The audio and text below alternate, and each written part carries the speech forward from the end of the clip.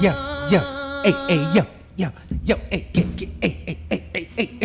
it, yo.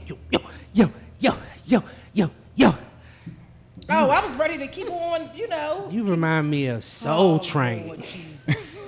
For real, I don't know why. It's just, I think it's just the globe. But didn't Soul Train had a little globe in the ceiling and shit? You look, this is beautiful. I love this. What's called sequins, right? You want me to wear it tonight?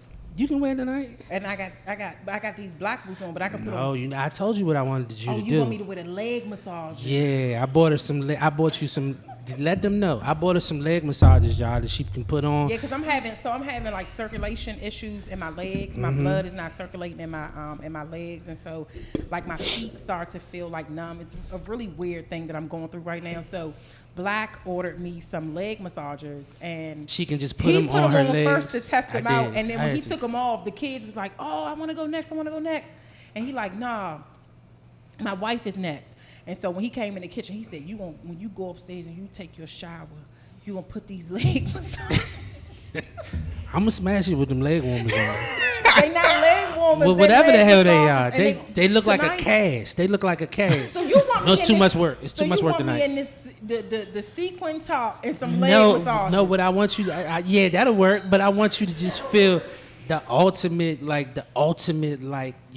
ecstasy, like. You getting your leg massage while getting smashed. And my feet. And it go on my thighs and your thighs. We doing that shit tonight. You better get it together. Fuck that. Nah, that's all right. That's all right. I'll wear the leg massages. I'll wear it. Fuck it. I'll just do it. Y'all, welcome back to another episode of Friends Who Smash Podcast. Yes. We are live in Spizzy Studios. They have 2 locations, one in Brandywine and one in Temple Hills. Yes. Shout out to Vic and Tensons for always opening their doors for us and creating opportunities for the Black community to level up their businesses and create safe spaces to live out our wildest dreams. So shout out to them for that. Shout out to them, man. We love them. Shout out to y'all for supporting us. And we have in the audience, clap it up for the audience. Yeah, they've been sticking with us, man. Yeah. We just thank y'all for all the support. Yes. We're in the top 5% of podcasts globally, so that's a big thing for us. We're excited about. We've been ranked number 10 feed spot for the top 20 Black relationship podcast. In the first quarter of the year. Yeah, so we just excited. We excited for what the future holds. We're going to do so many things for relationships. Like this podcast is about having transparent conversations and showing people what it's like out here so that y'all don't have this false perception of relationships. And it's work. It's a lot of work. Relationships is work. Being single is work. Being healthy is work. So we just trying to show everybody, that. And Friends Who Smash Podcast is not just about healthy marriages. It's just about healthy relationships, yes. period. Healthy friendships, healthy business relationships, healthy sisterhood, healthy male bonding relationships. And so we just want to make sure that we cover all grounds. Yes. Hold on, let me. We got, who we got on here. You are being unprofessional in front of a professional. Vic knows that this is a podcast. This is not a radio show. I'm just letting you know. You will never be on 102.3. Vic will have us back. Yeah. Anyway. She know I ain't gonna bite no holes on 102.3. This is our motherfucking show. We do what the fuck we want on this you show. Definitely wouldn't be saying that on 102.3. Y'all, tonight, this week is a very special week. We have 3 guests on tonight, and it's so special. It's the first time. The first time we've done that. This is our first time we've had 3 guests on our show, and we're so grateful to have all of them here on our show. So I'm gonna let them introduce themselves, starting with my good girlfriend Tina. I'm Tina. That's all I got to say. And what do you do? Come on, Tina. Come on, Tina. Oh, I gotta tell Let me tell y'all what she do. Let me tell y'all what she do and who she is.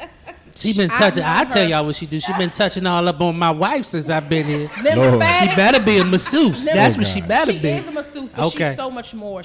I've known her. How long have we known each other? Girl. So long. Yes, so long. Almost 20 years. We've known each other, and she's always been just like a ray of sunshine and always has a healing spirit with her, healing energy, always so positive, even in the midst of everything that she is going through, everything that she has to endure. I have never seen resilience flourish so much or flourish at a level that you flourish in, and the way you overcome all the adversity that has come your way, all the things that try to knock you down. And I know that it's difficult and it's uncomfortable and it's hard and it feels unfair, but you show up and you present well each and every time. And so I've always admired that about you. I've always loved your tenacity. I've always loved just how you smile even through everything. And she don't fuck around on the boxing bag. Let me tell you something. This girl and the way she works out and her baby, I gotta show you her boxing videos. She does not play. I love you so much, and it feels so good to see her. You like what's the dude name? Michael Buffer. Like the way you introduced her. That's good, right? Yeah, you like everybody. You are great. I'm about to just start letting you just introduce like me. No, because what I know. He's so stupid. That was dope. No, like, what you I told know- her whole story No, in like because 3 minutes. The way that I select our guests, I select them on like character Okay. and not who they are and their status. No matter if they do have status or not. Like their character, how they present, you know what I mean? And what I've seen them do that is fascinating to me beyond a successful career. Gotcha. You know what I'm saying? Especially Gotcha. Black women. You know I love Black women that presents well. So Gotcha. that's how I do it. Gotcha. All right, Vic. I know Vic can do it. Vic, just do it, well, Vic. she- Do it, she's Vic. watching No, the- I need for you to do mine. Right. Like, you need to go ahead and introduce everybody up here, because I'm not going to do it like you. But yes, I'm Vic Jagger, and I am on the radio in the DMV area. Yes. I started with the Rest of My Morning show, and then I have my own show, VJ in the Midday. I also have 2 podcasts, There I Said It with Alfredas and Gary with the T, and Season with my good girlfriend, Tania Miss Porter Did It. And I'm a mom. I'm a business owner, privatesuitecollection.com. And yeah, I'm just a dope ass female. So Yes. Hey. That's what's And up. Vic has always supported us even before we became like Forever Dunkin'. We would be on we were on all of the shows. We were on all of her shows. So she's always been a great supporter of our brand, and also those candles are the I gotta get more to candles. Bomb.com. You do. Yes. You Because do. I will But you will burn the hell out of a candle. I swear, and be mad if I blow it out. if this motherfucker blow out my candle, we gonna have some problems. But yes, I don't thank you understand. I don't understand the 24-hour burn though. Thank y'all so much for saying yes. I thank y'all for your yes. Next up, who else we got? Doing what I said. For sure. And first of all, just thank y'all for having me. But Yusha's hip hop Yeah. artist right here in the DMV, business owner. So I own a clothing line as well called With Great Care. More of a social movement that we put some clothes on just to make sure we can have people walking around in the world with this With Great Care across their chest. But our whole purpose is just to call people to think like intently about what you do, right? So like we just say, don't strive to do great things, do all things with great care, purpose, and intention. And if I can just use my music, my gift, my education for that, you know what I mean? That's a lifetime's worth of work, you feel what I'm saying? So that's what it's about. It's gonna be. You see how serious he was. Yusha and my husband, Yusha is an amazing hip hop artist, and my husband, who is an amazing hip hop artist, they have done songs together. They've worked on projects together, and when they collab, it is explosive. It is an amazing experience For sure. to just listen to their music. So they're both really, really good, very aware artists, and it's just an amazing experience listening to the music that you all create. I just want to hop in real quick and say Yusha is one of my favorite artists, and he is probably, I don't know how to say this, but one time I was pissed at Yusha because I gave my son the CD, and my son knew the entire album like by the next week, and then my son did a talent show, like an up and up young talent show, and he went up there and he did Yusha's I whole remember song. with Truth, right? Yeah, and I'm like, nigga, like your father got songs, you know what I'm saying? And he did Yusha whole song. Oh, God. But Yusha is his favorite rapper. This was when my son was like, my son 18 now. He's probably like 10 I years old. remember when Truth asked him to come and do it. Yeah, he killed it. He killed it. But I always say this is one of the dopest artists I know. Yeah. So Yeah. And how did you know Appreciate Yusha? I know Yusha because me and Yusha used to work at this corporation together called Career Team. It was an organization that helped people who were, people that were underserved in a sense. We were helping them with job readiness and trying to, get them education and just trying to assist them. Yusha was in charge of the education process. I was in charge of the outreach. So I was in charge of bringing them in. And I would bring them into Yusha. Yusha would train them, and then they would graduate and then move on to bigger and better things. Hopefully. Shout out to you. You weren't just in charge of the outreach program. You created it. Yeah. You did create that program. I did. And like once again, he created the whole educational process. Yeah. So we kind of like, when I Tag tell you, teamed it. we was the shit in that joint. Like we got that joint millions. And they didn't give it back. And they sure didn't give it back. This episode tonight is very special to us because we get people asking all the time, Friends Who Smash, y'all don't ever have people, y'all always have married people on, but Friends Who Smash is not just about people who are married. We have people all over, people that come from different walks of life on. And so tonight we have 3 guests that are not married, and we're going to have a great fucking time talking about Not being married. we're gonna have a great time talking about dating, and all of the things that encompasses it, and what all of the things. I know we're not gonna call y'all the singles. I can't. Look at Vic. Vic like Black already called us that. He was like, so y'all the singles. This the single section. So y'all go ahead. Y'all do what y'all do. It's the single section. My bad. all of you all are single right now. For sure. Let's what's the time frames? Can we go down the line? I'll say, okay, you go. How long I've been have you single? Shit. Nigga gonna say 2 days. Nah, how long you been single? Night. I ain't never by myself, but you know what I mean. Oh, he that same. He do the same. About shit 3 Sam years. do. About 3 years. 3 years. 3 years. Vic. Man, carried a one. What's this year? Oh, so about almost 4. 4 years. Okay. Yeah, 3 and a possible. Tina. There ain't impossible. Look Spain. at Tina. Look at Tina. She got bored. Because I got everybody beat. I've been single pretty much forever. Yes. What do you believe mean it or forever? not. Because, how can I say? I've never really experienced relationship, like together, boyfriend, girlfriend type of interaction. Just because I refuse to like settle. Well, Or it could be, which I'm finding out, that I have commitment fear. So is this? I mean, you talking about like throughout like teenage years and all like, that? I don't consider like high school boyfriends something serious. Yeah. I do have a son, but believe it or not, me and my son's father laid together one time. My son is 22; he'll be 23 this year. We never had not a friendship. We never had a relationship to go into, oh, I see you in my future, or anything like that. And then there was this time when I was in Iraq and I got engaged. In Iraq? In Iraq. So that was nothing. That was just something to pass the time. But it's never really been anything where I've been committed to someone and they've been committed to me, and it's just been a reciprocal of love, so to speak. It's always been me, my personality was, all right, I'm gonna hit it and quit it type. Your We ain't personality was yeah, that. my personality was that.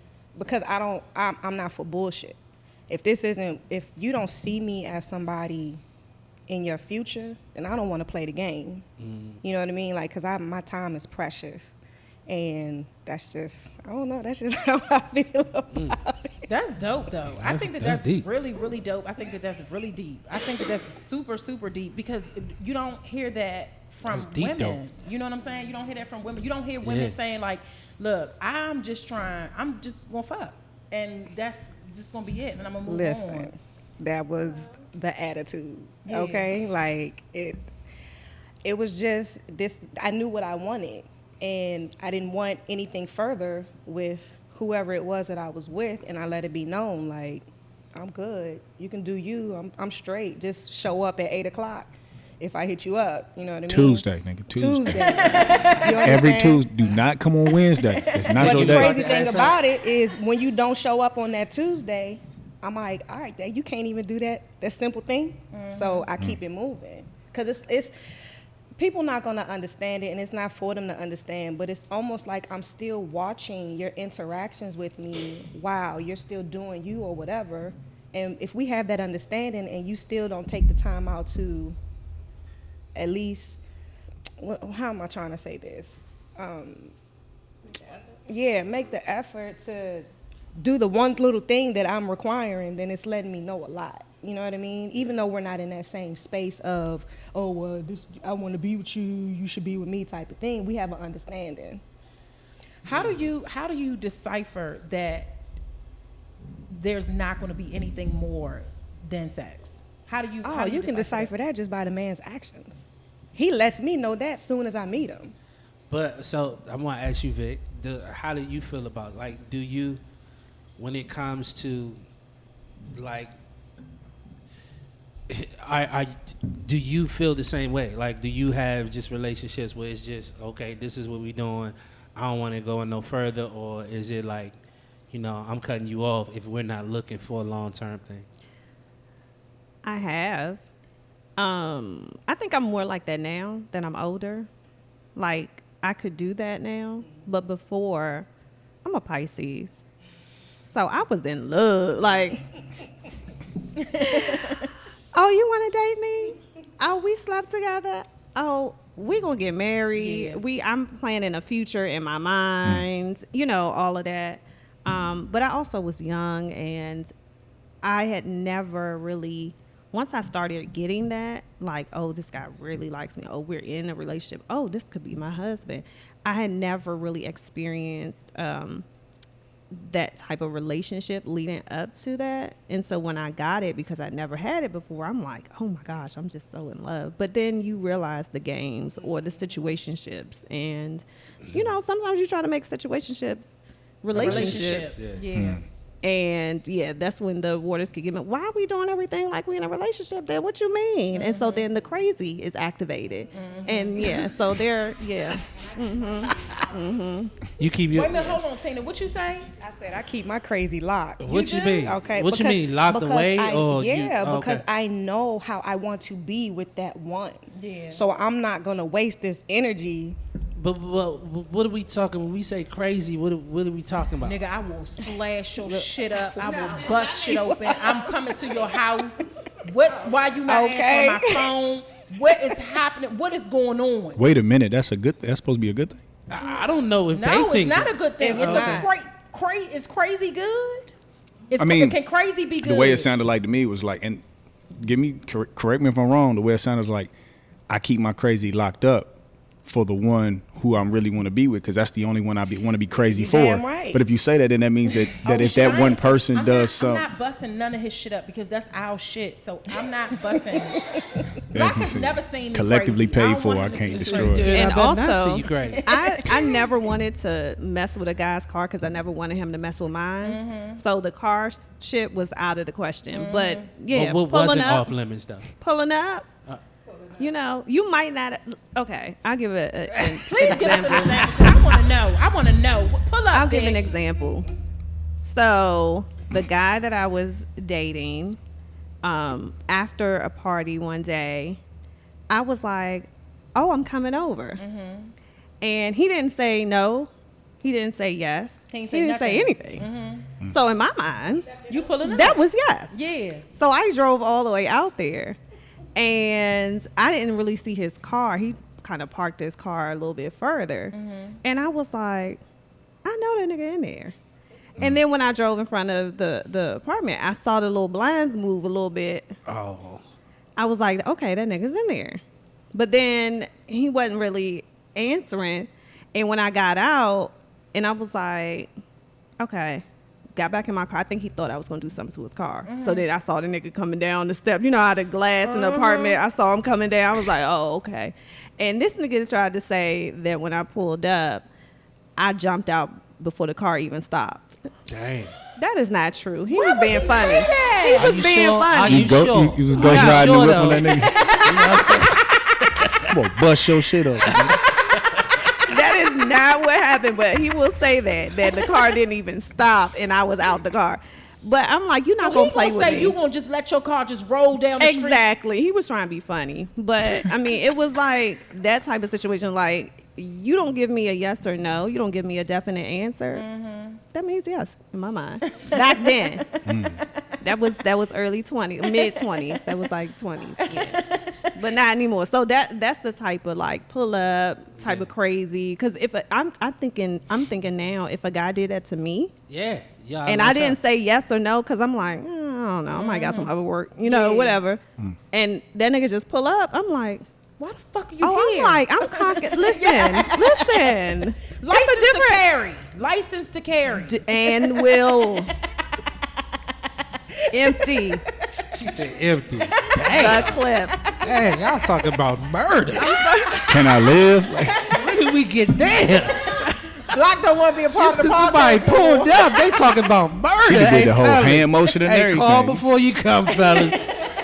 We trying to save Please y'all. call before you come. Jesus. My mama know. You was speaking to Tina when she said that she keeps her crazy locked away, and Tina said yes. So I wanted to come back to that. So Tina, you gonna be crazy with the one you with? So when I speak of crazy, I mean more so like involved feelings, deep emotions involved to where if you ghost me, it drives me crazy. It makes me show up. It makes me do all that stuff. We talking the same crazy. Yeah. Thought you was gonna say something different. No, it's the same thing. This is the same crazy we was thinking about. In all actuality, it's honestly not healthy to be that way. But sometimes you have to experience that in order to know your emotions, in order to understand where you're coming from and why certain things make you feel a certain way. I would rather experience that in somebody that I'm locked in with than somebody I'm playing games with. For sure. Because then it lets me understand, okay, is this coming from a deep love? Is this coming from a deep infatuation? Am I deeply lusting for this person? It makes me mentally break down the levels instead of going back to, oh my God, he playing games, oh my God. And then now it's just a constant thing on something that wasn't meant for me to give the energy to anyway. Yeah. You know So what I mean? I would say this though. I think that when someone is serious, like for instance, I take Yusha. I think that if Yusha got involved with someone and he was real serious and he did something that a woman showed the sign of craziness, it's gonna be a turn off. I'm out. Yeah.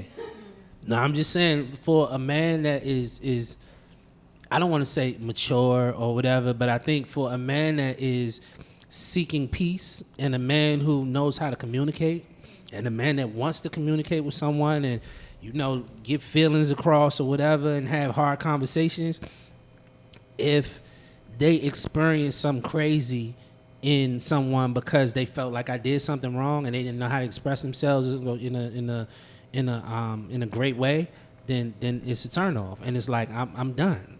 See, I can understand that, but typically when that breaking point hits, it's because we've allowed ourselves to deal with your shit over and over again. And it's shit that you don't even realize that we're dealing with because you're doing it. I think so I would agree, but I would disagree because I think that a lot of women, I even say this for my wife, I think I experienced it with my wife because my wife didn't deal with trauma or traumas that she dealt with from past relationships. So things that I did may have triggered her, about something that happened in the past relationship, not because it's in my character to do it, but because she saw it as something that, you know, she saw from back in the day. And so she would just go off. And I'm like, whoa, you know, like we can't do that. That's not what we doing here. That's a good aspect of it. But then there's also the point of respect level, period. If you know that this is something I'm not going to accept or like, and you go and you do it anyway, then you got to accept the crazy shit that's going to come behind that. You can't walk away and be mad because you ignited the flame when you knew that I didn't like that shit to begin with. You wouldn't like me doing the shit behind your back or in front of you. You don't want me disrespecting you in front of your friends. So why would you? It's a selfish mindset that people have, period. It's the, oh, well, she showed me this sign of crazy. Nah, step back and understand why she showed that sign of crazy. Damn, you know what, I shouldn't have did that because I kind of triggered that shit. Regardless of if she has triggers or not, you can't keep falling back on, well, this stems from your childhood that you got to fix your shit. Well then, what made you do that stemmed from your childhood? That's a great point. I know you got something to say. Yeah. So Tina, I like that perspective, right? That's observation. That's a person paying attention to how they dealing with their partner, however you want to call it, and realizing, you know what, that thing I just did triggered her in this type of way. That doesn't mean that I'm going to stop doing it. What I'm going to do is take inventory of what I did, how she responded. We're going to have a conversation about it. Exactly. Because the thing that I did might have been right for me. But you said you would leave. That was you her. said what? Said that? She said he said he would leave. So that's inventory. I'm going to take inventory. Yes. That thing that I did may have been right for me. It may have been wrong for you. And what that's going to do for me, it's going to help me start to collect inventory about whether this relationship is right. It's worth it, right. And it's not necessarily worth it, right. Because it doesn't mean that what I did was wrong, nor does it mean that your trigger was wrong. But it might mean that we ain't right for each other. Well, but what's the difference between, like... So hold on, let me just say this. Let me just say this real quick. Yeah, I was... Okay, so yeah, the worth it and right thing, but... So... For me, I get it, right? I get like boundaries and all of that stuff. But at what point does a person say, these relationships are not working because I am gung-ho, like I am like set on this is how I am, right? But what if this is how I am is the reason why it's not working, right? So you saying, it's right for me, but it's not right for you, right? And it happens continuously. So you continue to run from relationships because I'm right, this is right for me, and it's not right for her. But this is how I'm going to be. So at what point do you start to evaluate, like, is it me? Do I need to work on this? Or am I just going to be, this is a boundary? You understand what I'm saying? Because there's so many people out here that's like, this is who I am. I'm not changing this. I'm da-da-da-da-da. And when you hear the thing that they refuse to change, you're like, yo, do you understand what the fuck is happening right now? Like, you are refusing to change this thing, and that's the main thing that's holding you back, and you continue to run from relationships. Vic, you. Yeah, because I think I'm thinking about two different things, right? So I hear what y'all are saying, and that's more like, okay, if we're in a relationship, if we are in something where it's expected to communicate, right, to reciprocate, to do all of those things. But I think what you were touching on in the beginning was about the behavior and the things that, you know, your significant, not even significant other, but the person that you're dating or trying to be in a relationship with does, the behavior, the disrespect, the selfishness, because that's all it is. Yeah, it's the selfishness. You want to date me and you want to put this effort into me, but you still want to do this without communicating that this is what you want to do. Yeah. But you're coming here like, I want to be with you, or I want to put my time into you, or you're the only person that I'm trying to focus on right now. But you out here making me look crazy. Not even making me look crazy, but disrespecting me, essentially making me look crazy. And that's not, you know, and I think that's what you were saying, it's just not cool. Like, if that's what you want to do, you need to say that up front. Don't Yeah, no, all that shit is Yeah. fucked up. Like I all that think- disrespect and the lies and all that, and making me look crazy and embarrassing me. That shit is not acceptable. That shit should not happen. But that's where the triggers Yeah. come in. Yeah. And Yeah. it sounded like Black wasn't trying to take accountability for that Ooh. part. I love it. But I love you Get his directed- ass. I love him. But I'm Vic, I supportive, disagree. But I'm telling you, Jay, I disagree. I I love- don't think that's where the triggers come in. I think the triggers come in when you have an interpretation of what somebody did. No. So That's No, connect- I mean that's it's not. It's connected. not an interpretation. That's connected if, to prior if, learning. if we are dating and we're together, or we're whatever we're doing, and you do something that's disrespectful, I'm not interpreting that. I'm not interpreting you not returning my call, or you lying, or you doing something. But what I was saying is the point that Black was making was like, oh well, what happened in your childhood that made you? No. That's what it So sounded like. I got you, and it's cool, and I can understand why you. So I think that there needs to be some explaining this here, is a right? clip. No, for real, it needs to be some explaining here, because who we are, we can't relate to the men that they're talking about. You know what I'm saying? The type of men Right, that they're talking right, about, and the respect. type of men that women have been describing that we talk about in this podcast.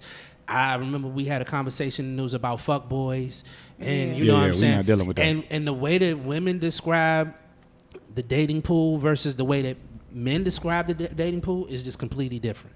Like women is like it's trash. It ain't nothing but this and this. So I'm like, yo, are all of these niggas really out here like lunching? Like if all of them dogging them out is all like, are you telling me is no good men out here? Like that's what I'm thinking, you know. But what we're talking about is, you know, stand up men who's gonna be open and honest, and you know they gonna Right. tell the truth or blah blah blah, and we telling you, hey, look, we don't like. We doing this, and you go all off for deep end. Like we ain't dealing with that because we know who we are. What they're talking about is niggas that's like, baby, you know you my baby, you know you the only one, and blah blah blah. God You know what I'm damn. saying? Yeah, but they out and here then doing it. and They then the ain't next, shit. and then Fucking she ain't called. got You know what I'm God saying? damn. And he with another joint, or you know she go to a club and see that. You know, so I think that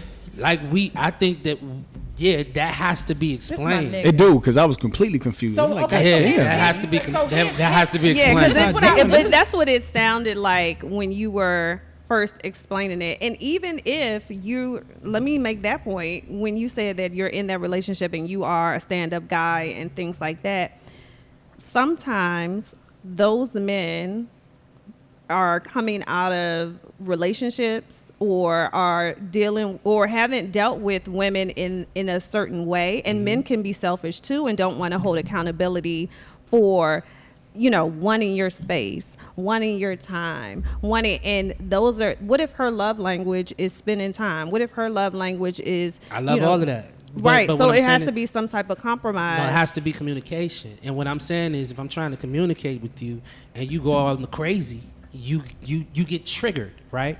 So It sound everyone personal. It has sound No, no, it is. No, it is. So let me, hold on, No, baby. no, Let me all just tri- say- all triggers let me- are personal. let me- let me- let me- let me- let me- let me- let me- let me- I'm gonna say this one point though. Damn, he No. won again. So you I know, was trying to get the mic. if we're trying to have a conversation and we're trying to explain ourselves or trying to come to an understanding, and you get triggered by something that I did that I didn't intentionally try to hurt you, you know what I'm saying? Like when you think of a trigger, of course a trigger is a gun. You know, guns have safeties. So some accountability has to go on a woman for allowing that trigger, you know, to make her react this way. I'm not tripping off of the trigger. I understand that you have a trigger and something can go off, but I want to talk to you so I can figure out how we can make sure that we keep a safety on that trigger, you know, so that we can see how we can get through this and how we can get past this. And I may have to make some changes on my end, but I'll never find out if I say something and you just pull the trigger and now both of us upset at each other. You know what I'm saying? How we gonna get to that common place? Now, I can speak on something like that. Like, you shouldn't be pulling the trigger that fast, man. Me? If that's what you do. Nah, Me? she No, don't. no, She's no. excellent right now. No, no. I swear she's amazing right now. No, I'll be honest. I'm gonna own my shit, and I'm. I don't even think she got triggers. She got slingshot now. One thing I don't have a problem with is holding myself accountable and owning the things that I've done. So what I will say, and I've said this on previous episodes, is that my past has been so tainted and so dark and so heavy that meeting a man like Black was foreign. Mm-hmm. I was used to men showing me that love is jealousy, coming and putting notes on my car after the club, coming to my house, showing up at gas stations, just wild stuff. Like, I've said this so many times, but locking me in the basement for days and keeping me there. Like, I don't want nobody to see you. So that, to me, was love. That was care. That was compassion. That was, I'm here for you, right? And then I got Black, who comes along, and Black is, the shit that I've went through is foreign to him. So he doesn't present jealousy to me, right? He doesn't chase me. He didn't chase me when I ran, you know what I mean? It wasn't any of those things. Black wanted a conversation, like a clear, precise conversation about what is happening, what is going on in your mind, how are you feeling, what's going on with your heart, and that to me, like, it was so foreign to me, because it's like, nigga, you ain't chasing. Like, I remember in the beginning of our relationship, because he didn't show signs of jealousy, I would lie to him and tell him that I'm going out to the club. Just to get him Just jealous. to see a reaction, right? Because I remember the niggas prior to him would Have be fun. like, What they club? would be, and Have they would show fun. up at the club. They would show up at the club like, what the fuck? Right. You out with niggas, da-da-da-da. But Black would be like, all right, baby, that's cool, have fun. And I would be in the house, sitting in the house, and I'd look like, all right, it's 2 a.m. He ain't calling me, he ain't texting me.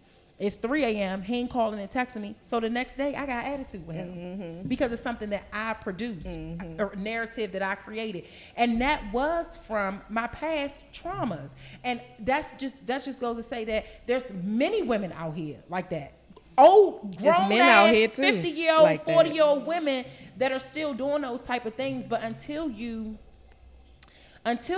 have to face yourself in the mirror, right? And until you sit down on the couch with a therapist, and until you get to a point where you're just like, I don't want this for myself anymore. I don't want to have in my mind that I'm always dealing with fuckboys. Somebody's always going to disrespect me. Somebody's always playing games with me. Somebody's always doing this with me. I don't want that. Until you come to that point, you're always going to feel like somebody's disrespecting you. Somebody's going to play games with you. All of that stuff.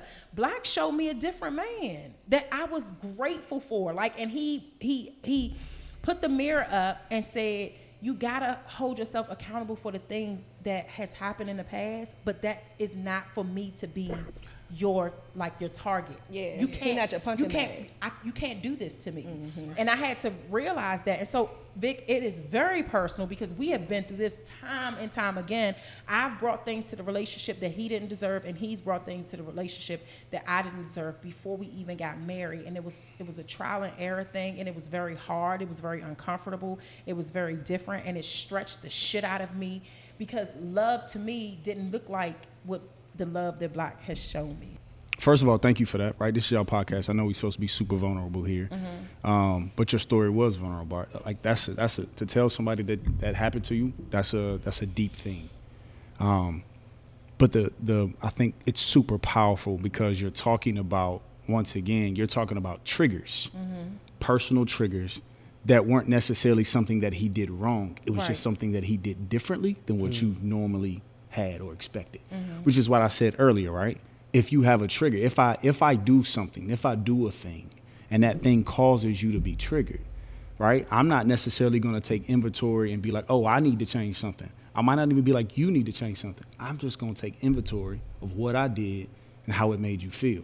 We're going to have a conversation about that, right? So you asked me earlier, you was like, well, there's some things you need to change. It depends on the thing. There are all things that we would all need to improve, but I'm like, do you want me to start being jealous so that you can feel better? Do you want me to start showing up at the club so you want me to change that behavior? I can't change that for you because that ain't love to me, right? That ain't real love. So for me, it really depends on and where I'm getting my wisdom from. Like, am I checking in with my scriptures? Like, am I checking in with my elders to make sure that I made the right play? You know what I'm saying? And when I do that, when I follow that protocol for myself, I might just have to come to you and be like, hey, I understand what I did made you feel like this. We're going to have a conversation about it. But I'm going to have to look in your face and say, like, I'm not That's not something I want to change. What I want to do is I want to get to a place where you know that I want for you what I want for me. Yeah. Which is to be able to go to the club and be trusted. You know what I'm saying? Like, I can't change that behavior. So when we having those conversations, and it's not necessarily that as soon as I see that behavior, I'm going to leave. And it depends on where we are in the relationship. Like, if we early on, I might be like, yeah, it's the first week. Like, That's too much. I just met you. Like, That's too much. I just met you. Week 3, 4 months in, then we might be having a different conversation. Now, Black said earlier, he was like, what's this difference between worth it and right?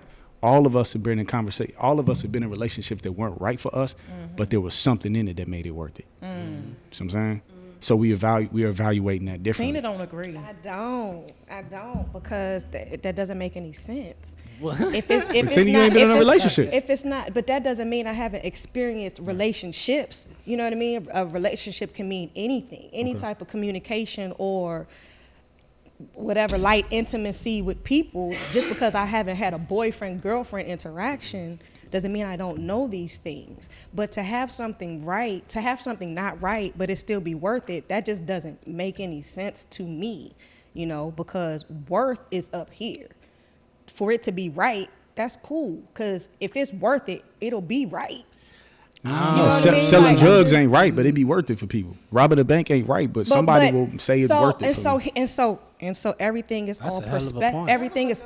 But wait a minute, everything is all good points. I perspective. saw your eyebrow go up. I was like, shit. Everything I is hate all good points. I hate perspective 'em. because he could say selling drugs isn't right, but selling drugs isn't right to your perspective.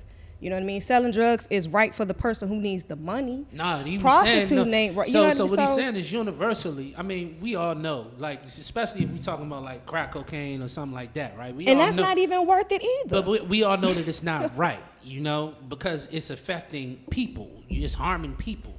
But what he's saying is people did it because it was worth it to them. It was worth them to risk their life or their freedom to make this money to, you know, feed their family or do whatever. You know what I'm saying? It's worth someone out here to them. It may be worth robbing somebody. And I get that, in order and to get that's why I stated to me, because like I said, everything is relative, and it could be right to that person selling dope, and it could be worth it to them. It So- could be wrong to the next person, and it could be worth it. You know what I mean? So, Or it could- so I think it's- we got to define right? Because even in relationships, they be like, you know, do you want to be right or do you want to be happy?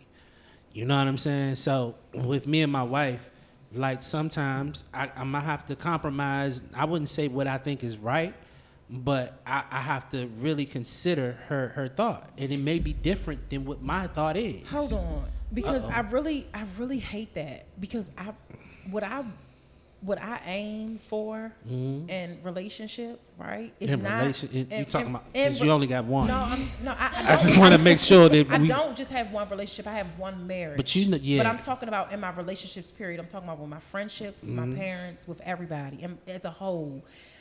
I don't want it to be like, oh, I'm right and you're wrong. I want us to create a safe space for both of us to talk about what is going on, how we feel, and their perspective. So when you just said that, it kind of blew me, right? Why? Because I said, if you want to, do you want to be right or do you want to be happy? Yeah, and so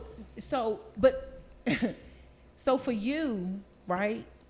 If you, sorry y'all, this is about to be a tangent. I'm not sorry, but just fair warning. For sure.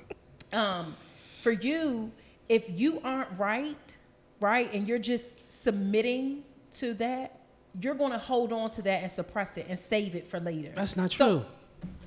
for who? Who's it not true for? It's not true. It's not true.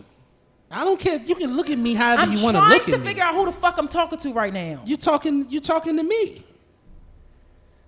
That's not true. Is this the slingshot? This is not wow. true. This is not true. This is wild. Well, Baby, here's what I'm saying. Okay, let me hear what you're saying again. Listen, Okay. right?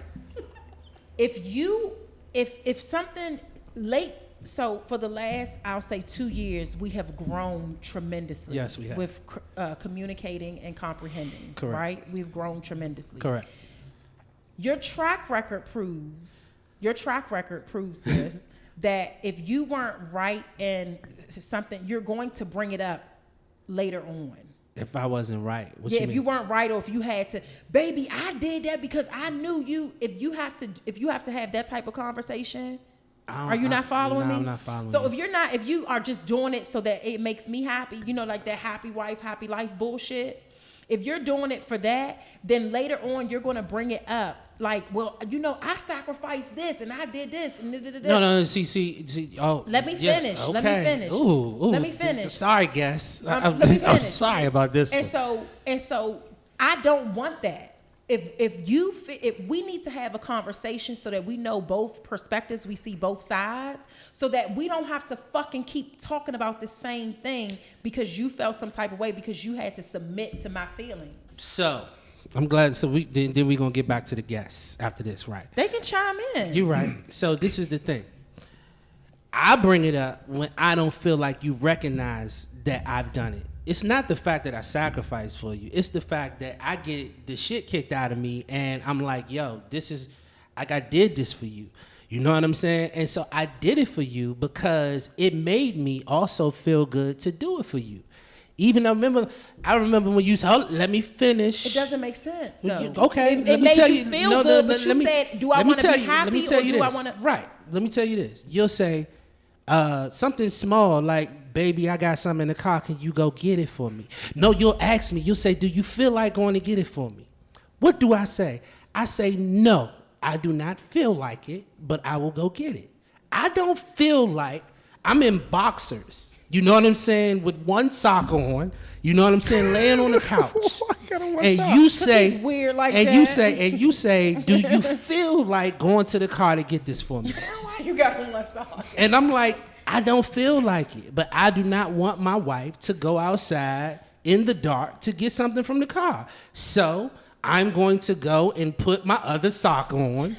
You know what I'm saying? Shirt, slippers, all of that, and I'm going to go downstairs and get the joint. Because if I don't get it, then you going to be upset. You know what I'm saying? And so I don't feel like doing it, but I'm going to do it because that will make us all happy. Does that make sense? So, you know, a lot of the times we use passive-aggressive behavior. And instead of you saying you wanted him to do something, you put in that filler word of, do you feel like? So that's passive-aggressive behavior, because if he didn't do it, would have caused a reaction. And at times we have to get out of that. If we want something, we have to demand it in that time that we want it. And if it don't happen, it just don't happen. And if you turn around and say, hey, babe, go get this out the car for me, that's a difference of, do you feel like? You know what I mean? But I needed to get back to this one. Go ahead, because I know we waiting a long time for it. So go ahead. It was about, because you kind of segued back into the question that you asked. Well, how do people recognize when it's them and not the other person? Right. Well, first of all, they need to recognize that it's them because they're still by themselves. That's one. And then another thing, like for me, what I did was I started asking the people that I was involved with, like, hey, what is it that you didn't see in me? Or let me get your honest opinion. You know what I mean? Because I'm a big girl. I can take all of that. And I'm like Black, where I'm so drama free. And a lot of these men, they actually like that too. They like the girl to blow their phone up. I don't do none of that. I don't have the energy for it. But I had to step back like, dang, is that what I'm missing? Do I need to be out here whooping, hollering, and doing all that other stuff? Like, I'm not big on designer stuff. I used to look at that like, dang, do I need to go get a Louis bag just to get attention? Do I need to put the weave in my hair just to whatever? But when I started asking questions, I was kind of getting responses of, oh, you know what? Okay, that kind of makes sense. I can see how that's not attractive. Like, I'm a little tomboyish at times, but I could also be that girly girl. But sometimes my exterior is so protected, my exterior and interior is so protected that they don't get close enough to see the feminine side of me. And that's what I know I have to work on. You know what I mean? So once you can, if I don't burn any bridges with anybody that I've been intimate with or come across paths with or anything like that, so I can have those conversations. Like, look at Vic. Vic is like, I burned all. If the we were bridges. together, why would you ask me that? If I decided not to be with you, why would you come ask me why I decided not to be with you? Or why would you ask me, like, what could you do better? Why would you ask that? I wouldn't ask what could I do better. I would ask you, hey, what is it that I didn't have that you weren't interested in? I'm gonna be real. I ain't answering it. You don't have to. I'm gonna tell you why. You don't have to. And can I tell you why? It's because if I took inventory of who you were with me, I might have looked at you and been like, yo, you pretty, you dope. I love what you got. But the vision that I have for my life might not be connected. And that's all you need. And that's all you need to say. And the reason why I don't want to answer is because I'm like, you might not be right for me, but who you are might be perfect for the dude that's perfect for you. But that's it though. You Right. know what I mean? Because that makes a lot of sense. Oh, okay. You didn't rock with me because you didn't see me in your vision. Oh yeah, all right. Now I understand. I just wasn't for him. Moving on. But each time you get the answers of, oh well, it's because you didn't dress up enough, or it's because, you know what I mean? It's not because of none of that though. But that's your opinion on whoever it is that you're with. That's not every man's opinion of Vic, where they are with that particular what person. do you have to say? Because Right. Vic is over here losing it. You're in the crossfire. You're in the crossfire. And we see your facial expressions are I'm, going crazy. I'm listening. I'm just, that's not my journey. I just feel all of my exes are exes for a reason.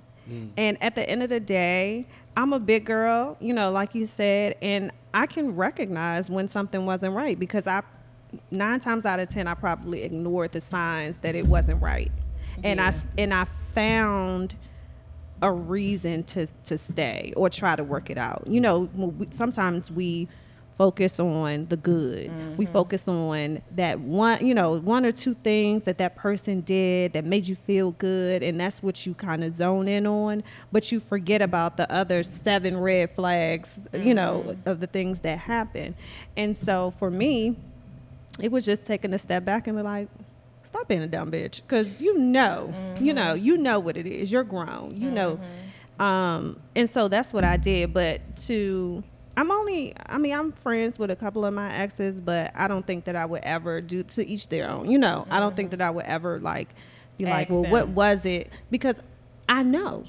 And even if I'm still, because I had a situation where I thought it was like going to be forever and it didn't work out. But it's like I have to, like you say, take inventory. I take inventory of the things that are an issue with me that I know that I probably need to work on. And at the end of the day, I'm like, it didn't work out with this person because it wasn't supposed to. I'm not supposed to be with that person because there's somebody else for me. And I think women, if we as women, we know deep down inside when it's not right or when it's not working, but we still find a reason to, whether it's the dick, whether it's the money, whether it's you like their mama, or, we find a reason to stay. But the point that I was going to make about you and the question that you asked back when he had one sock on. So with great care sock, by the way. I was going to say, I always had an ex that used to say, you ask the wrong questions, or you're not asking the right questions. That I hated that shit. But you gave him a choice. And so he said so I was gonna let y'all finish, but I say, baby, can you do this for me? No, baby. He said something different. You say, do you feel like, to tell me, is this not my response? You say, do you feel like going to do such and such? What will I say? I say, I don't feel like it, but I'll do it. So, okay. Is that true? So, yes. Okay. It has been true. I don't ask that anymore. Okay. Because do I ask that anymore? No, but what I'm saying is, though. Wait, let me finish. So the way that I was operating in a space of not feeling like I was, my therapist helped me with this. And when I expressed to her the way that I would communicate with Black, she let me know that I am existing in our marriage as if I was in a past relationship. And so me asking, do you feel like it, was like a safety net, right?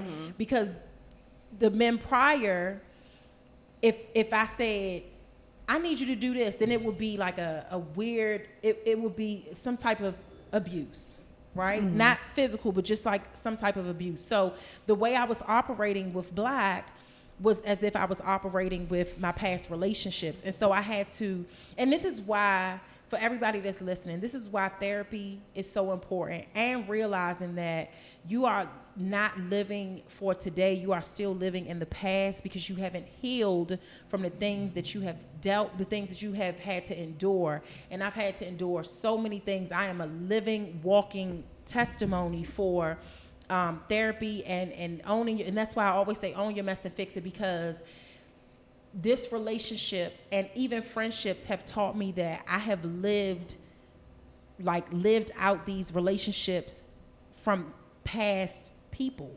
And that shit is traumatic. That shit is toxic as fuck. It is a recipe for disaster. It is set up for failure. And so me asking him, do you feel like it, was more so me not wanting to, So not realizing who the fuck he is. Because even if he don't feel like it, he gonna do it. Anything that I need Black to do, he's going to do it. Even if he don't do it right then and there. This is full circle. Because the whole thing was about me saying, do you want to be right or do you want to be happy? Remember, that was I was using that as just a form of, as an analogy, because you said you didn't like that. And I was saying that, sometimes you sacrifice for the greater good of the relationship.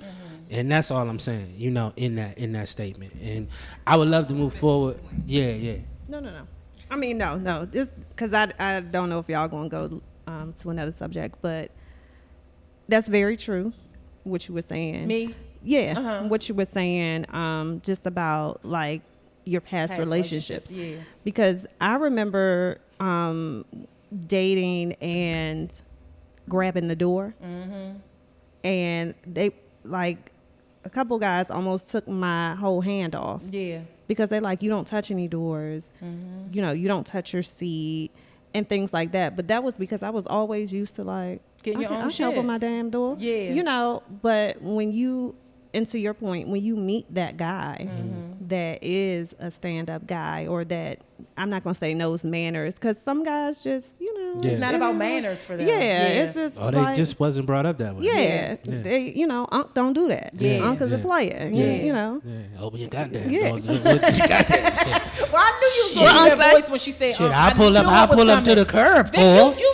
You did that. I will pull up to the curb for, but she can open her own damn door. She got two hands. I knew he was going to do this voice when she said, No, because that's very true, though. It is. And I think a lot of women, they don't, we're so like, oh, I can do this, I can do that. I'm not going to say I make men do it, but I don't reach for no doors. Like, if I'm on a date or something like that. Like, you got to, not that you have, I don't like to say you got to teach men how to treat you. But I think there are certain though. Expectations that you have to put forward without forcing a man to do certain, to change, to your point, change. I want to talk about this expectation thing. I have a big thing with expectations. Okay. And I would love to just put it out there. Y'all put it out there. You can agree with me. You can dog me. You can teach me. Put it out. Put it out there. You see him. Put it out there. You can do it all. Put it out. He know Tina gonna come for his ass. That's why he know it's Tina expectations. gonna come. And there's a saying that says, never can a person have true faith unless they want for others what they want for themselves. Say that again. Never can a person have true faith unless they want for others what they want for themselves. Amen. As a person, wow, I want to be accepted. I want for a person to see me, who I am in my totality, and then make a decision about whether I'm right for them or not. But please don't tinker on my personality to make me more perfect for you. Damn. And I'm not going to do that to you, right? Now, the truth is I'm going to change. But the changes that are going to happen to me are going to be natural changes that occur as we grow and build, and God continues to grow me. But to look at me and be like, you are almost perfect, but can you change this? No, motherfucker, I'm me. Like, don't do that to me. And I'm You not see how going his voice changed? Yeah. I was like, damn. personality. I was all He deep give it into it. He time. just personality. snapped me out of it. I was like, oh, there you But go. I'm not going to do it to you either. Yeah. You see what I'm saying? Because what I want for you is to be accepted for who you are. Now, that doesn't necessarily mean you're going to be my girl, because based off what I see, I might be like, you're not necessarily my girl, but as a human being, I fuck with you. I'm going to put you in proper place in my life, right? And you should put me in proper place in your life. But, like, thinking that you about to hold me to some expectation that's right for you and then telling me that I'm wrong for not living up to the expectation that's right for you, shorty, please find a nigga that's that expectation. Don't create a perfect picture and then make me fit the mold. We ain't acting. What you about to say, baby? This nigga, I knew he's it. campaigning for something. God damn. So I'm just That was saying. prolific. He was in the bird. He was practicing that. He was like, watch him put me do my eyebrow and shit. He's like, it's not perfect for you, but it's perfect for me. Don't do that shit. That's my bad you shit Yeah, I out. knew That's I my was bad coming you out. shit. We So got- look, knew I was coming before, because you know we've been doing this for a minute. I don't know if you got any more questions, but I want to. do. You I do. do. All right. All right, Let me so shut I up. want to know if your ex had to sit down with your new person, what would they tell your new person to watch out for? Oh, well, since I'm the person of no exes. Wait, Tina, There's which no I- way which you don't I have no don't exes. No, when I Not one tell you, boyfriend. there was a time where I was like, okay, let me try to do this, and it doesn't count because it was like 2 months or it's. But that's an ex. No, because it wasn't really if you guys could have been a fly on the wall, it was not a Hold situation. on. of, Okay, listen, was y'all smashing You on the know what I regular? mean? Was y'all smashing on the regular? Was y'all that staying in was the all. same home? It was a situation. Was y'all staying? Were y'all staying in the same house? Oh, negative. No. So you never lived with anyone? No, absolutely not. But that's another thing that I wanted to bring up when she was saying she wouldn't.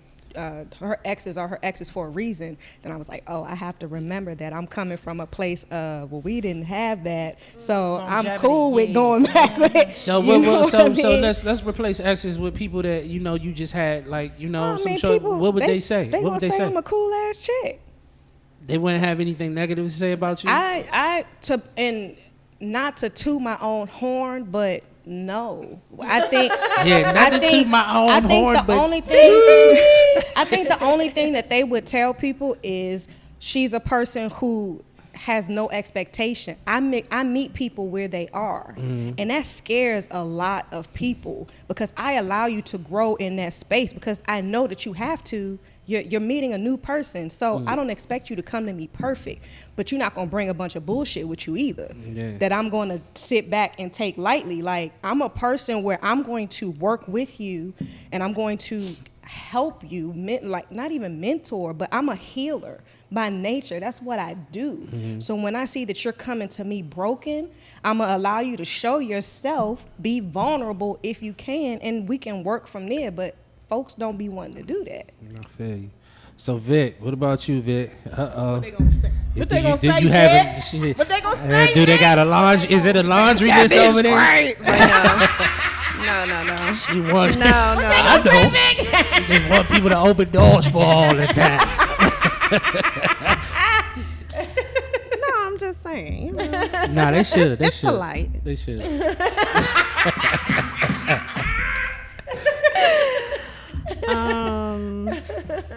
Let me just preface this by saying that I haven't been in a relationship in years, Okay. and I am not that person. You're not what person? I am not the person that I was when I was in those relationships. Okay. Okay. So if you sat down with my ex now, that nigga don't know me. He Okay. don't know me now. You know what I mean? He don't know me. Yeah, that's a great dodge. Yeah. That's a hell of a No, way to because I'm dodge the gonna say question. no, because I'm That was gonna good. answer it. Okay. So one would probably say that I create entire narratives, but I blame that on the non-communication. So if you don't tell me I'm going to create the whole story as I thought that it happened because you're not telling me and you're not talking to me about it and you shutting down or whatever. So I'm like, oh, well, this is what happened and this is why it happened. And this, you know. I blame radio. I painted the whole narrative. I blame radio. I created the story. Yeah. Why would he Yeah. say that? Because it is what we do. We create. exactly. We can But yeah, one is, scenario and it'll be a whole Yeah. story. chapter. is that it? Is that it? But yeah, That's the only thing. that's what I'm. That's it. Okay. That's it. He didn't practice over Nah, I there. don't. You know, we do the Heal Me campaign, so we talked about this before. Yeah. You know, if you ask, I had an ex, and I want to give credit to her because I know I rock with her. I did date somebody for like 5 months, and she's definitely an ex. We had a really deep situation before we had to move on. But the one I was with before that, she went on social media and did her whole thing to tell her story, and her whole thing, if you ask her, she would tell you that I was abusive. She would tell you that I was a narcissist and that I gaslit her. That's gonna be her story. Damn. Yeah. I remember you told me that. Yeah. God Real story. damn. Yeah, he told me that. This So is- what what's the the story? fuck? You can't leave us with that and just say, yeah, that was You what can dig gonna into say. the weeds all you want to. I mean, y'all gonna get some of it tomorrow at the album listener. It's like you can dig into the weeds. Like she gonna say I gaslit her because I'm gonna tell her she made up a story, and she gonna be like, "Well, that's you gaslit me. I know what I'm, but like nah, like that wasn't true." And I'm the type of person like if you accuse me of something and I know I'm right, I'm doing nothing to convince you. You shouldn't. I'm doing nothing to convince you. And it can make you feel like I don't care about you because I ain't trying to prove you otherwise. Yeah. Right. But in my mind, I'm just like, listen. And it's always going to be my story. By the time I was 15, I lost 15 people. My daddy died when I graduated, right after I graduated, college. I've been through the worst. Like I saw my cousins and my big brothers catch years when I was a kid. You know what I mean? Like my ex-wife, like this is a true story. Like she cheated on me, got pregnant in the marriage. Like I've been through hell. And every single time I've been through a dark difficulty, God done elevated me. So when I go through shit now, people be expecting me to have reactions to shit. Yeah. I'm like, yo, You. I've already had proof that God gonna show up. Yeah. So I don't necessarily pay a lot of attention to difficulties in the moment, because I know that's just the bottom of a hill that I'm about to go back up. Yeah. You know what I mean? And that's not me trying to be overly motivational. That's me saying, listen, I have proof that I've never been left. See what I'm saying? Yeah. And so, but that can make a person in a relationship feel like you don't give a fuck. Yeah. Because they gonna do something. Wow. They gonna do something, and they're gonna expect you to have a reaction. And when you don't, they can be like, "Oh, you don't care about me." It's like, nah, I care about you, but I don't have to be broken down to love you. Yeah. I can't. Matter of fact, if I'm broken down, I can't love you. See what I'm saying? Like and that's my process. So, even for her, like I'll give you one story. She came to me one day, and this is public already because she made it public, right? Otherwise, I wouldn't tell it. It's not who I am. But she came to me one day and she said, she says, I'm hurt. I'm going through something. Like I'm down. Like I need my love tank filled. And I need my what? my love tank filled. Oh. And I had already been through darkness, and I knew what healing looked like. I knew that's a God thing. So I gave her the advice that I needed that nobody gave to me. And what I told her, I said, that's not a gap I can fill. Dang. And my advice to you is don't fill it with people. Don't fill it with anybody. Turn internally. Go in. Do your thing. In hindsight, I could have, instead of pointing her in the direction, I could have grabbed her, hugged her, told her it's going to be okay, walked her to the direction. I've lived and I've learned. But she went on social media and told people this. I went to my partner and told him I was down and that I needed to be loved on, and he told me he wasn't going to do it and that I shouldn't have it, that I shouldn't let anybody else do it either. And everybody's like, oh my God, girl, he said that to you? And in my mind, I'm like, yo, that's the worst betrayal. For me to love you enough to send you to God, and you go online and tell everybody that I dismissed you?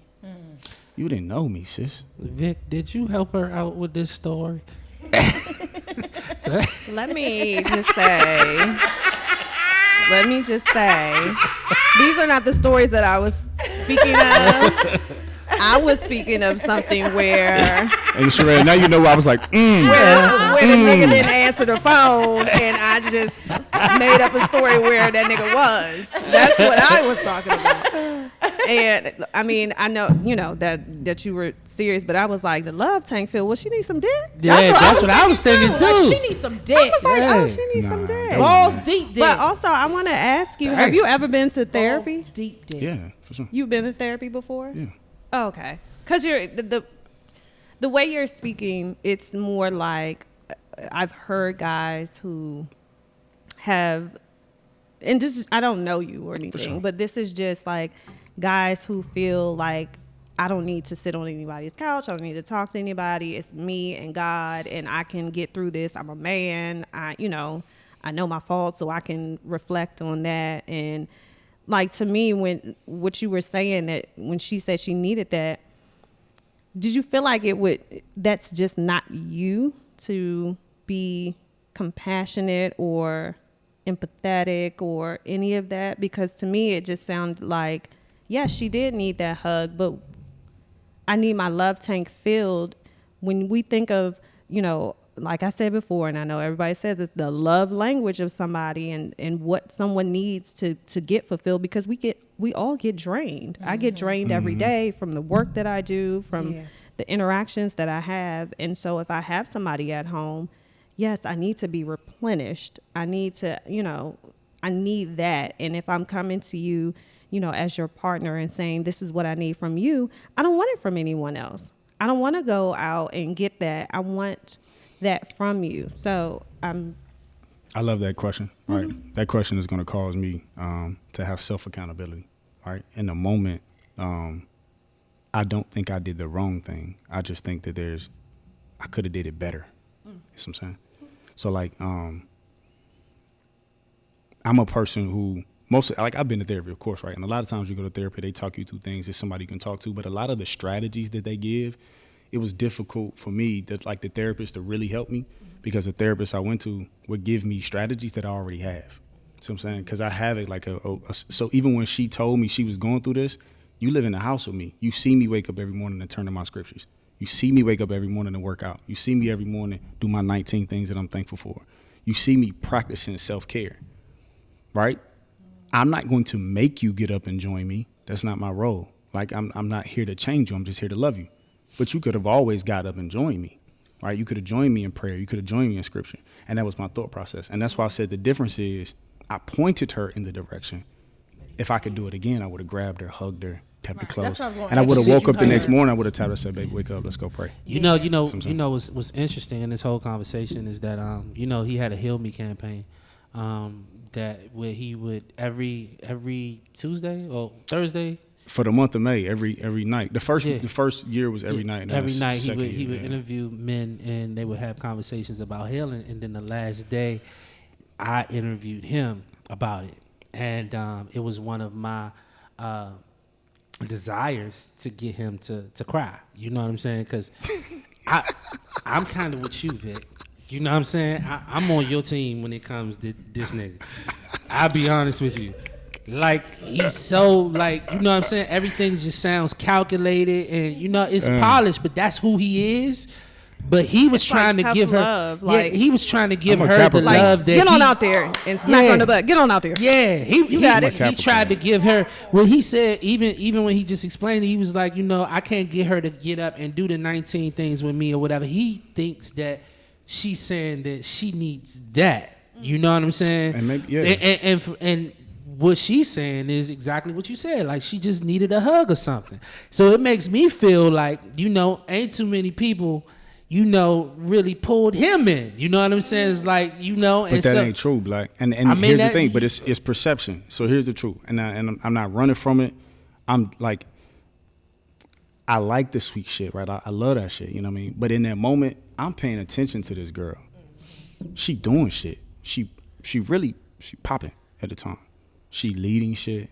She has leadership roles in her school, in her community. Okay. She got leadership roles with the organization. You was confused? You was confused too? I was she doing shit. She popping like she getting it going. Like, she got a lot going on. Mm-hmm. And she's having dynamic changes with her friends.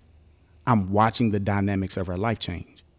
I'm watching her take on greater responsibility and not necessarily know how to respond to it. Mm-hmm. I'm literally watching her be pressured. See what I'm saying? And not just by me. Now, the home life might be adding some difficulty to that, and I get it. Yeah. But I'm watching her, and I think that's an act of love to observe what's happening to your loved one and to kind of help them navigate those remedies if you have a different a frame of mind around it because you're on the outside looking in. So when she came to me with the situation, it wasn't new knowledge for me. I was already watching it. See what I'm saying? And I'm watching what she watching on TV.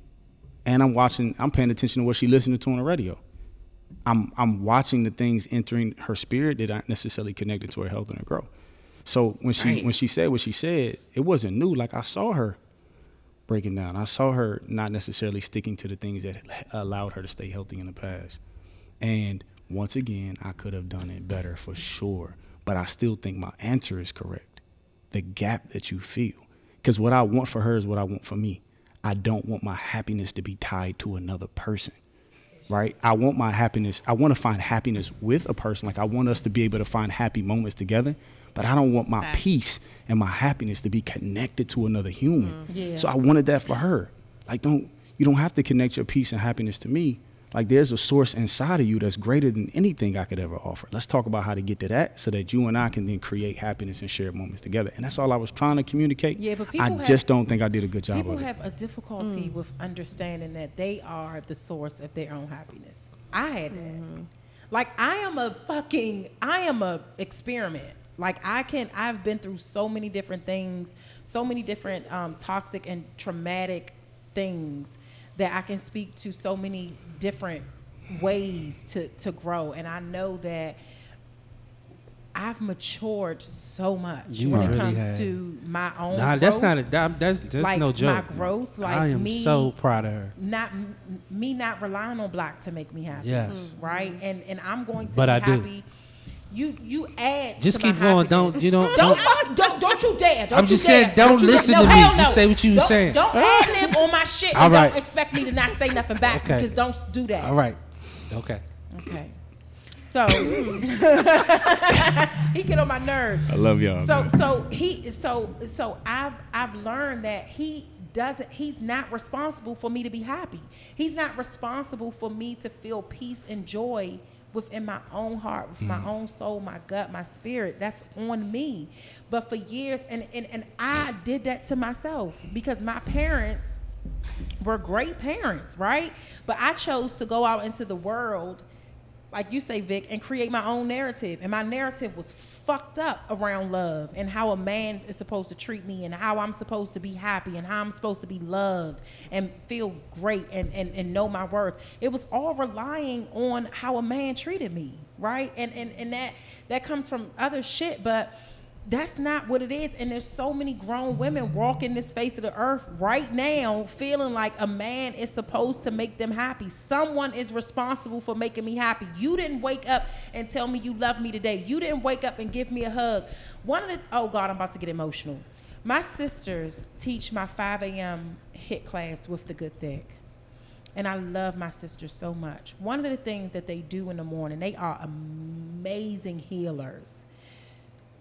They pray, they give affirmation, and then they stretch right before they start to work out. And one of the things that my sister does is one of the stretches involves hugging yourself, right? But intentionally doing it, right? And she says this: I love you, best friend. I love you, beautiful. I love you so much for all the things that you're going to do for me today. Like to herself, right? And she tells all the clients to do that. And at first when I started taking the class, because I take their class now, right? So when I started taking the class, it felt uncomfortable. And the reason that it felt uncomfortable, right, was because I had to face me. And facing me and giving me a hug was like, this is weird. This isn't something that people do. Why do I give myself a hug? That doesn't even feel right. But the more and more I showed up and the more and more I hugged myself, the more and more I felt like, damn, I do need this. I do need to hug myself. I do need to look at myself in the mirror and say, you are the shit, Sherelle, and really say my name and really focus and hone in on me. And so some people are not versed or aren't educated or do not have that knowledge to know that it's on you, boo, to be happy. Not this man, not your best friend. None of these people are responsible for you waking up feeling great. None of them. They add value to that. And that's what I had to realize with Black too. Like, and I this Black has had to, I did not come into this relationship healed as a whole. You about to say some wild shit. I'm not. I'm just listening. Go ahead, baby. You got it. You got this. You are doing so well. I came into this relationship extremely broken, right? And at a time where I was like, oh shit, I'm healing myself. I was working out, I was losing weight, I was doing all these things, and I was finding myself. But I was doing the physical work, but the emotional and mental work, I had not done. So physically, I'm good, right? But mentally, I'm good because I'm allowing myself to get up and love myself enough to work out. But the emotional part of it, all of that shit, I hadn't tapped into that until Black was like a mirror for me. He wasn't somebody who he did not change me. He just showed me why I need to be a better person to myself, not to him, but to myself. And so that girl that you're speaking about, she wasn't. From what you're telling me is she wasn't aware of the fact that you weren't responsible for her happiness, but also you didn't add to that moment that she needed somebody to just be like, look, I'll give you a hug, but this is definitely on you. This is your journey to make yourself happy. Yeah, before you, I just want to say, like, you know what I mean? Wonderful person. Still love her to this day, right? Because I tell people, if you say you love me and then we break up and then all of a sudden you hate me, you ain't love me. Like, that ain't love, right? That's something else. Because love is bigger than a moment, right? Mm-hmm. Love is saying, like, I see you, I know you, like, I fuck with you, unless I really hurt you. So shout out to her, love her. I know she's doing good things in the world. But what I will say is I can only take accountability for me, and if I had another chance to do it with somebody else, I'm going to grab that person. I'm going to hug them, and I'm going to wake their ass up the next morning to get that smoothie. Pray with me. That yoga, that prayer. Hey, look. Come on. I think you should do one better right now. I think you should hug yourself. Fuck out of here. I think you should. Fuck out here. I think you should hug yourself. Why, nigga? Just hug yourself. No, hug yourself. Fuck, tell me why. Hug yourself. Why? You want to hug yourself? Tell me why. Come on, man. Tell me why. You need to hug yourself, dog. Why do you feel like I need to hug me? With great care. Go ahead, baby. Go ahead, baby. Go ahead. Love you, best friend. That's what's up, my nigga. That's what's up. Hug yourself. Yeah, I'm not He doing too it. gangster to hug himself. I'm not doing it. All right, man. one more question, y'all. One more question. Wait.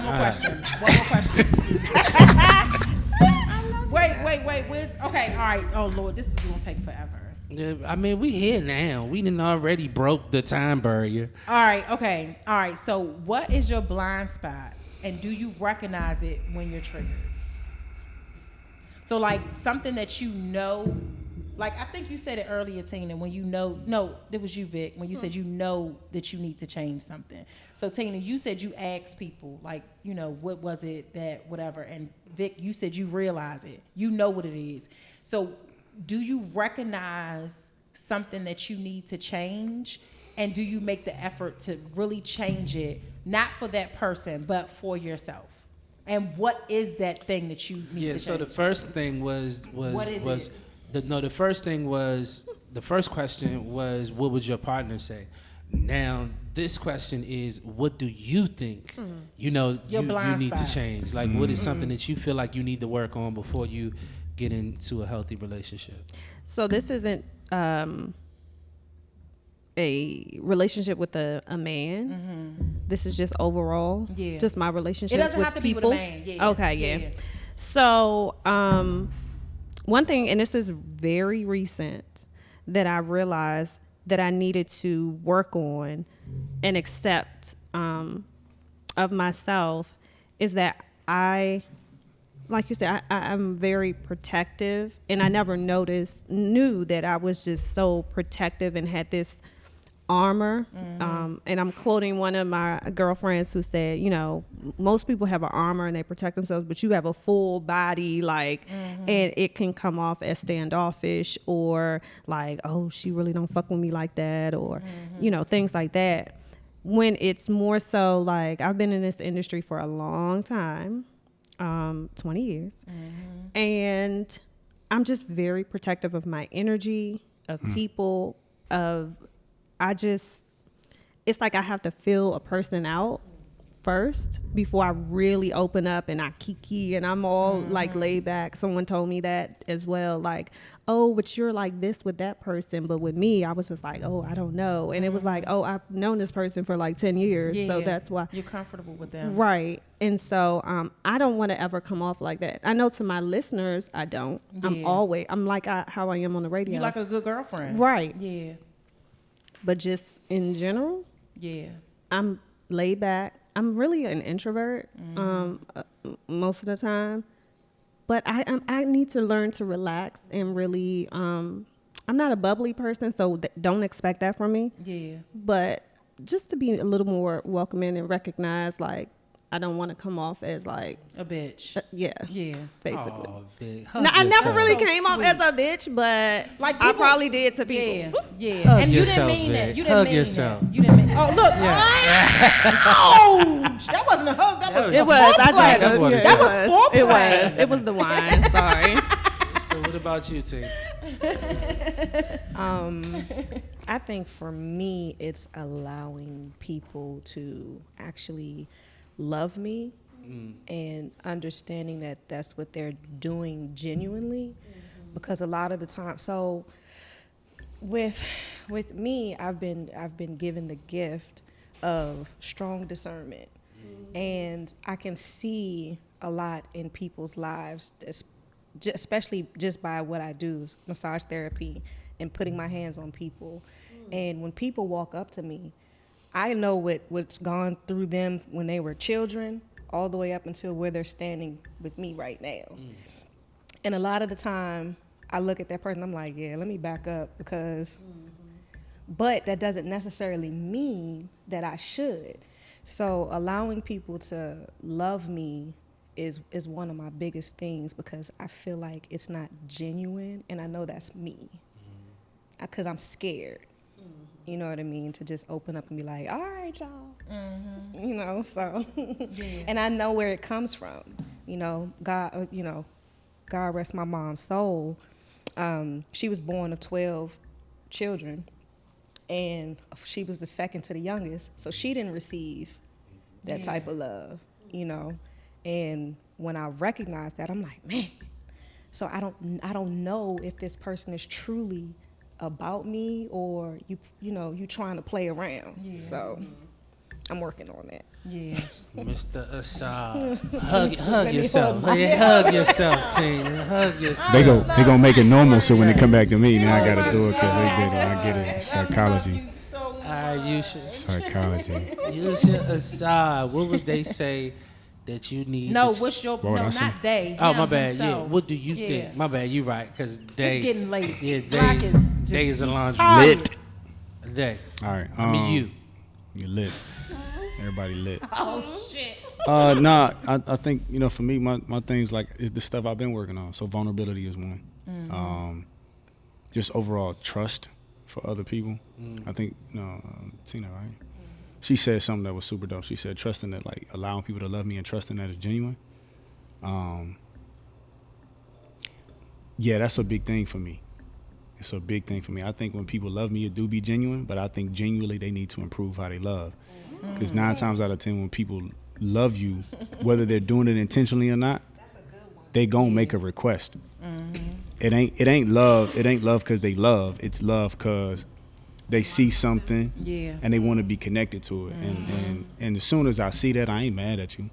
I might not even kick you all my life, but like, you know what it is. I see. Yeah. Okay. You see him. But it's vulnerability for me. One, because I'm just a man from the South. So, and I was raised how I was raised. So we didn't do a whole lot of talking about what we did, especially at home. And I think, like, even what my last relationship told me was, like, if I come home and I'm wearing something, like I'm wearing something in my spirit, and you ask me what's wrong, and I'd be like, nothing.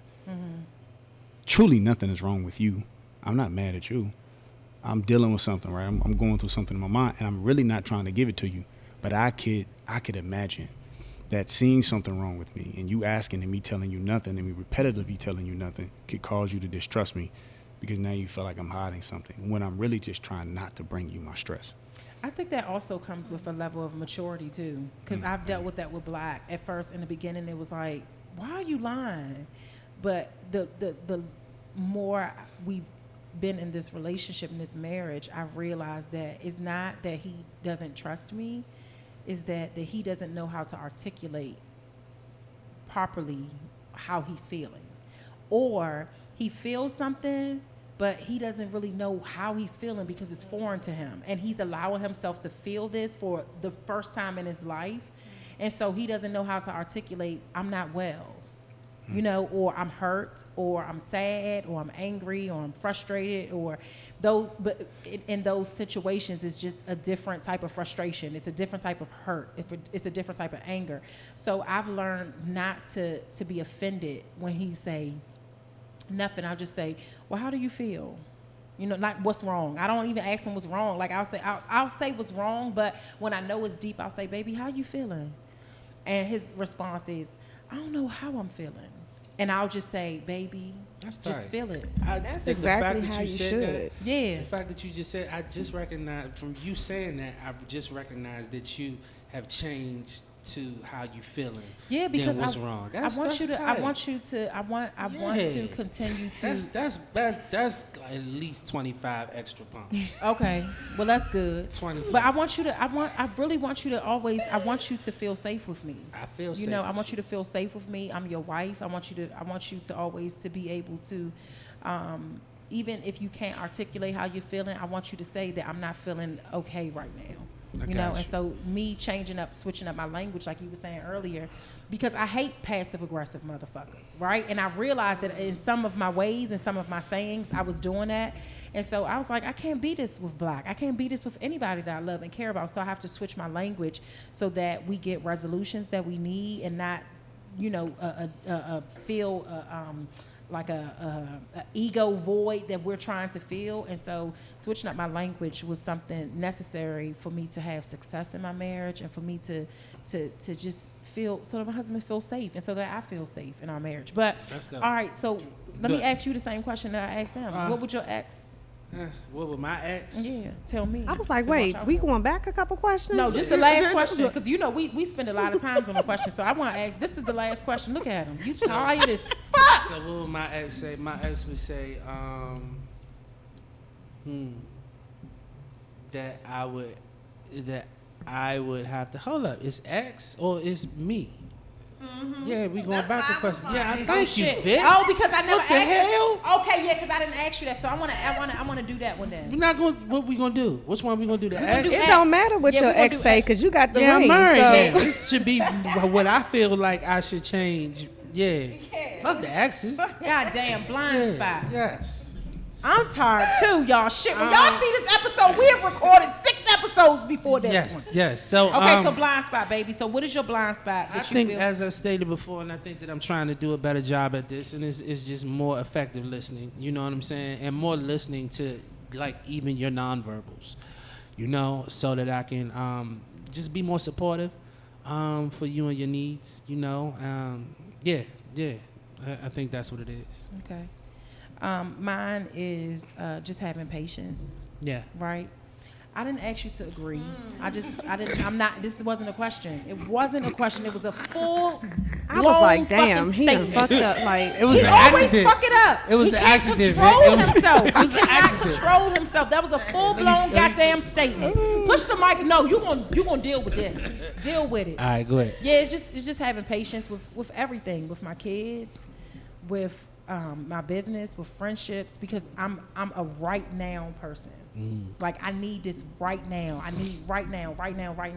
And I realize that everybody doesn't operate that way, right? At all. And so it's always right now, even with the kids and with just everything. So I am getting a lot better. My mom told me the other day, she said, I'm so proud of you. I just see you so differently. You know, you're just such a different person. They're the same Sherelle, but I see so much growth. I see so much just all the things. So I'm still working on the patience. You're thing. real intentional about growth, and I think about healing too. Yeah, and I think that is what's very attractive. That's very attractive, especially for a man, like me who wants to be held accountable as well, and wants to grow. So, I mean, I just think that's dope. So, I know that we've been doing this. This is Whoa.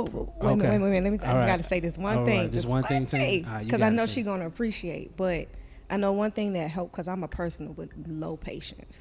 But what helped me with patience was understanding that God going to make it move the way he make it move. Exactly. So, if you are a person of faith, your patience should just it's open. You know what I mean? You fall at your knees and you just allow it to let it be what it's gonna be. And that's just it. If it's either gonna go left or it's gonna go right. You know what I mean? But to try to make it happen faster than it's supposed to, that's where everything goes wrong. Yeah. So I've been, and that's so crazy that you said that, because I've been extremely. No, you good. You're so good. good. I'm glad you said that. I have been extremely patient with me being patient. Like extremely patient with me being patient, because I realized that I've always moved so fast with everything. I've been an entrepreneur damn near my whole life, and my entrepreneurship was always in entertainment. And that shit is fast, it's ever changing, it's so different, it's finicky, it's fake, it's phony, it could be all of those negative things. And so within all of those things, you sometimes can lose yourself, right? And then there's no patience in any of that shit, because everything is deadlines, right now, time, all of this shit. And so that's why, somebody asked me in Black, if we want to have y'all on this show, we want to have y'all on this station. Would y'all? I know y'all. Would y'all come here? And I'm like, Black and I are doing our own thing. I don't want to be under the handle of anybody, because if I'm get under the handle of somebody, that means that I'm off track. My journey, I'm not. It's all off. So thank you for that. I appreciate that. So Tina, I really do. Yeah, I think we gonna wrap this up, but I wanted to say something to Yusha. Like, the practice really worked, because you have gotten the most ums and uh-huhs that I've ever seen on this station. I counted. You got like 165. You did not count. You got 165. Y'all, he didn't count. He didn't count. But me and Yusha, we got a song coming out called we called it's it funny enough. It's called Therapy Session. Yeah. Therapy Session. Y'all so gonna hear that out. Vic, I've been wanting to say this for a minute. For real, this is no joke. you mean as shit. I remember, my favorite radio personality of all time, and I'm talking about the personality, the character was Shaquana. Yeah. She was, oh my God, she was the greatest. And I didn't even know it was you when I started working at the station. But you doing your thing. Yes. Thank you. Yeah, Yes. we appreciate you. We respect you. We thank you for coming on here. Yes, we thank you for your yes. So grateful. Yeah, Tina, this is my first time meeting you. My wife has told me a lot about you, but it's evident that you have a lot that you can share with the world, and we just thank you for coming on this podcast and opening up and being free. Appreciate Yeah. So I'm happy to be here. this has been dope, y'all. This has been. We're gonna do this again, because we do need to. Because I wanted to ask some questions about like the dating field. Yeah. Like, we didn't even get into that. yeah, We got It's trash. we don't have time, Tina. We don't have time. I'm just kidding. Dating. Where they at though? So we're gonna do this again, man. But make sure y'all check us out. We're on every streaming service. platform. We are also on the Fire Stick and Roku, so you can check us out there. We have our own app on Roku. Yes, and yes, Amazon Fire yes. Stick. Y'all can check us out for different events that we have coming up. We just thank y'all so much for the support. Thank y'all so much for just putting us where we are now, and also helping us propel to where we're going in the future. But Make sure you follow at Friends Who Smash Podcast on Instagram. Make sure you follow at Drink Spizzy on Instagram. Make sure that you are, we thank you so much for continuing to listen to us every week. We thank you so much for your likes, your shares. Mr. Alfred Duncan. Why do you want people to follow you? Because I need to get my followers up. Oh my God, this is not about you. This is about Friends Who Smash Podcast. You say that because you didn't quadruple my followers, so of course you say that. That's so funny that he told people to follow his personal. That's right. Hey, look, because I don't know what's going on. Because I told you, I'm going to use the bathroom myself. We got to. My joint keep going down. I can't get over this 200 mark. Make sure y'all follow Mr. Alfred Duncan. Thank you, Mr. Alfred Duncan. Let them tell people where they can reach. Yeah. Yusha. Y'all can follow me at Yusha Assad Music, YUSHA ASSAD Music. And you can also follow me at WGC Apparel. Stands for With Great Care Apparel. So WGC Apparel. Thank you. See, I gave you some more because you deserve it. You did that on purpose. Go ahead, Lean in, bro. I appreciate you. That's my man. You can follow me on all social media at the VJ Experience, VictoriaOnPaper.com or PrivateSuiteCollection.com. Yes. I think that you should tell people to. I think that you should let people know why they should follow you because of what you've overcome. I think people need to know that. We did not talk about that today, but I think people need to know your story, and you give people a lot of hope. Oh my God! You do. I done went through all this, and you do. You give people so much hope. Okay. Go So ahead. as of this year, I am a 8-year metastatic breast cancer survivor. Yes. So I guess that's a good reason. It's a great reason. It's an amazing reason. It's an amazing reason. So yeah, basically follow me just because you could check out my boxing. Yes. Whatever. And my handle is butterfly_sky, which is SKIYH. And so, yeah. All right. She's so humble. That's dope. Before we go, you should hug yourself. Go ahead, Come on, you should. Everybody hug yourself. Come on. The funny thing is, I think I'm not doing it just because you told me. It's crazy. He gonna hug in the car. Later. Best friend. Thank y'all so much. We will see y'all next week. I love you, baby. I love you too, baby. Peace. Peace. Peace.